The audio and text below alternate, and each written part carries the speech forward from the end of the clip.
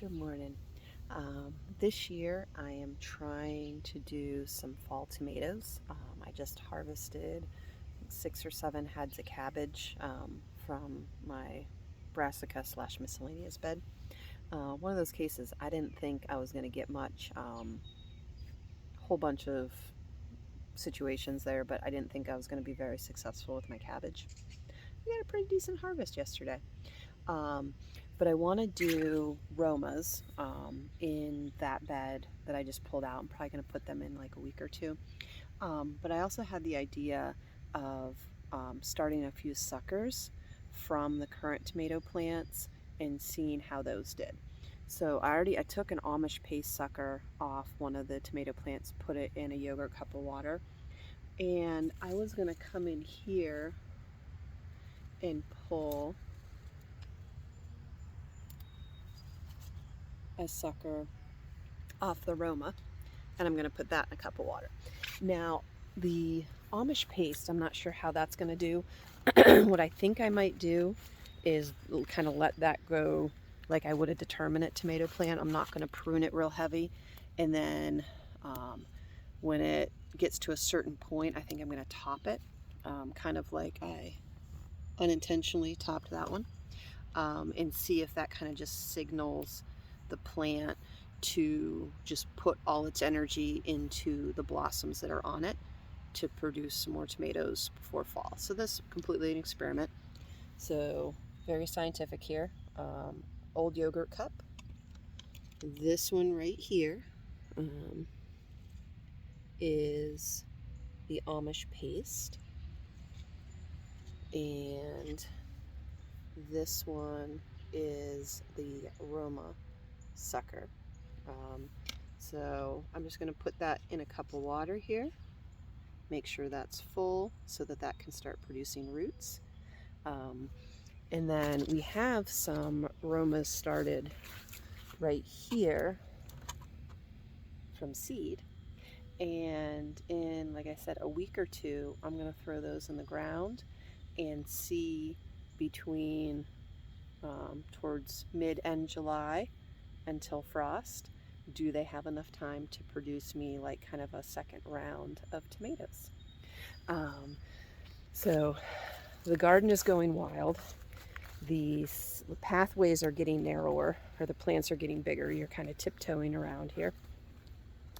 The volunteer pole bean is going crazy, but we're starting to train.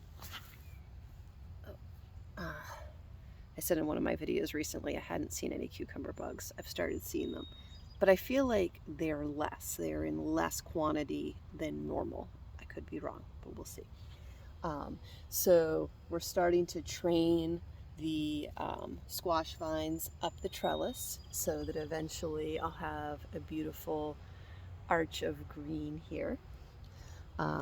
So as a lot of times kind of their natural thing is to like push through, like right here, this one pushed through down low, and then I just fed it back through the fence, and we'll just kind of keep going up. Eventually it will kind of take care of itself, but for right now we're just working on feeding them up through. Like this one right here, it's come through here naturally on its own, so I'm going to bring it and just hook it here, so as it grows it can naturally kind of work its way up that trellis. Okay. I just want to show you, there's some things that I'm just letting go to seed, because either I'm going to collect them or I'm just going to let them drop and volunteer more plants. And the amount of seeds that are kind of come out of this garden, again, either just to kind of sow themselves or for me to share, is just unbelievable. So this is an onion. It overwintered. I just let it go to blossom. So right now, one, the blossom is beautiful, and two, that's going to produce a tremendous amount of seeds. This is the wild rocket arugula. This is going to produce a huge amount of seeds. I actually might thin this out some just to reclaim some of the space because I don't need quite that many seeds. All of these, this is a lettuce mix, so I'm going to get a ton of seeds out of this. More lettuce, and then I have a ton of these pods, and these are going to be radish seeds. Each of those pods probably has 10 or 12 seeds in it, so that is a ton of radish seeds. So again, either to self-sow or I'll get around to collecting them. And then this is just beautiful. This looks like Queen Anne's lace, but these are going to be carrot seeds. So this is just one carrot, and the amount of seeds that's going to produce, it's kind of buried in there in the cucumber. But the pollinators love this, and this is just going to be a fantastic amount of seeds. So that's going to be exciting.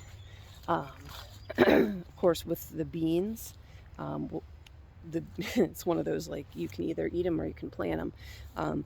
Usually when we're shelling them, I'll turn this way. Okay, so like these guys, these pole beans, the cave beans, these were all from saved seeds from last year. So as we're shelling them, if any get dropped on the floor, they get put in a jar for seeds for the next year, and then I can just take some out of the jar. Now, this half of the trellis, those were some beans that I had soaked, and I didn't cook them in the time. Schedule got, wonky, and I didn't get them cooked in the time that I planned. They smelled funky, so I just dumped them in the chicken rung. They all germinated.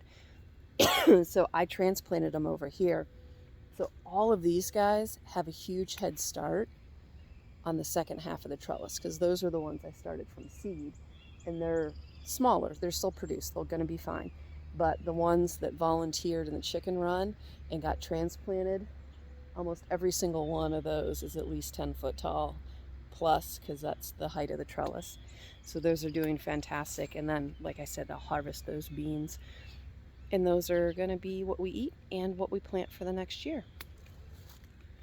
Same with sweet potatoes. Well, not, yeah. Now, I'm having an issue. I really got really close there, sorry. I'm having an issue with my black beans. They are just breaking over with the weight, like especially when it rains.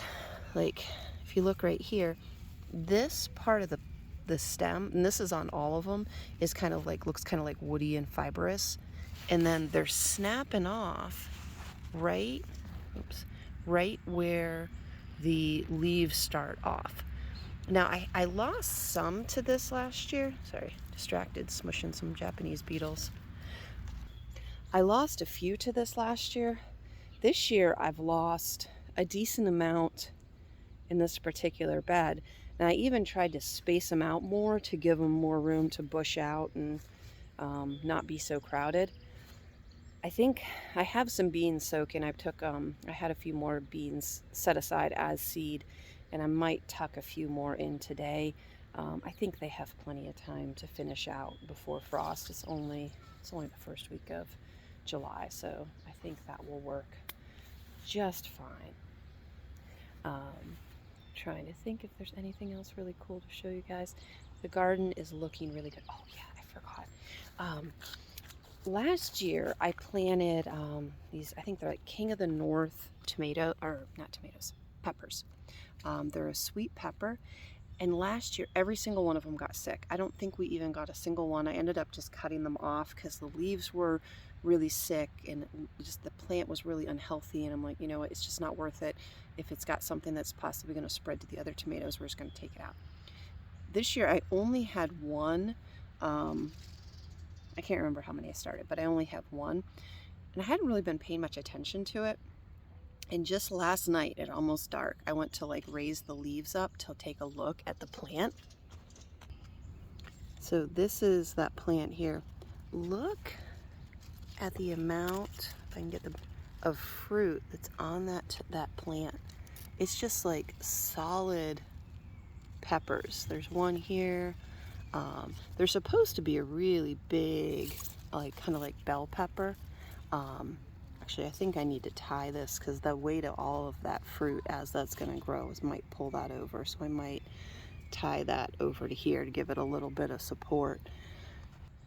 But in comparison with last year, that looks amazing.